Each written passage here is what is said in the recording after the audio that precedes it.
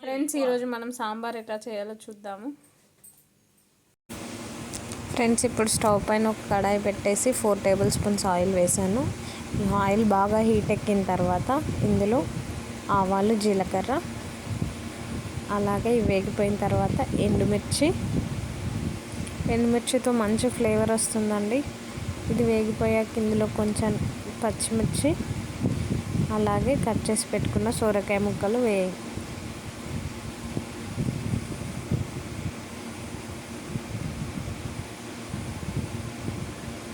ఇప్పుడు వీటన్నిటిని మంచిగా మిక్స్ చేయాలి.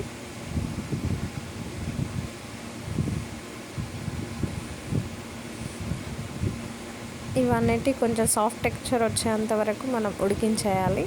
సో ఒకసారి లిడ్ పెట్టేసి ఉడికించేసుకుందాం. వీటిని ఒకసారి మళ్ళీ కలిపేసుకొని మగ్గిపోయాయి. ఒక 2 మినిట్స్ అట్లా మగ్గనివ్వాలంటే, సాఫ్ట్ అయ్యేంత వరకు కాదు. ఇప్పుడు ఇందులో మునక్కాడలు వేసుకోవాలి.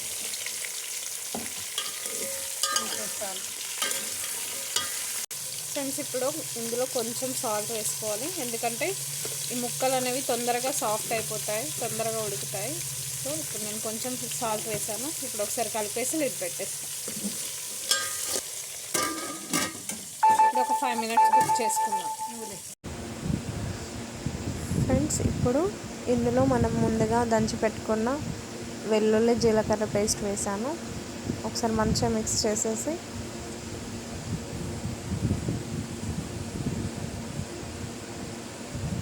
ఇప్పుడు ఇందులో మనం 2 టేబుల్ స్పూన్స్ పసుపు యాడ్ చేసుకున్నాము. ఇది ముందు వేస్తే అడుగంటుకుపోతుంది, సో ఇప్పుడు వేస్తున్నాను కొంచెం కుక్ అయిన తర్వాత. సో ఇప్పుడు ఒకసారి మంచిగా మిక్స్ చేసేద్దాం.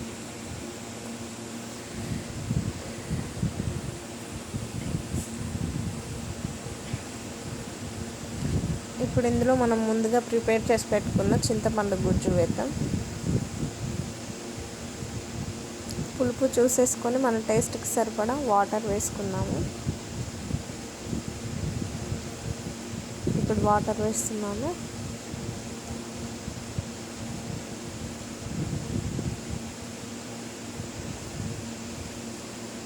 అలాగే ఇప్పుడు మనం ముందు ఉడికించి పెట్టుకున్న కందిపప్పు వేస్తున్నాను.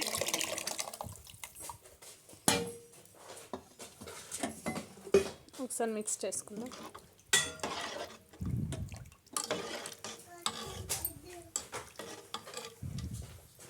ఇందులో కొంచెం కారము,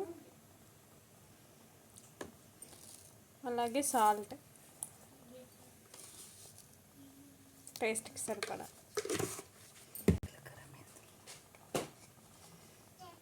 ఇప్పుడు ఇందులో వేయించి పొడి చేసి పెట్టుకున్న జీలకర్ర, మెంతి పౌడర్ 2 స్పూన్స్. 1 స్పూన్ జీలకర్ర పొడి, 1 స్పూన్ మెంతి పొడి మసులుతుంది. ఇప్పుడు ఇందులో మనం ఎంటీఆర్ సాంబార్ పౌడర్ వేసుకుందాం.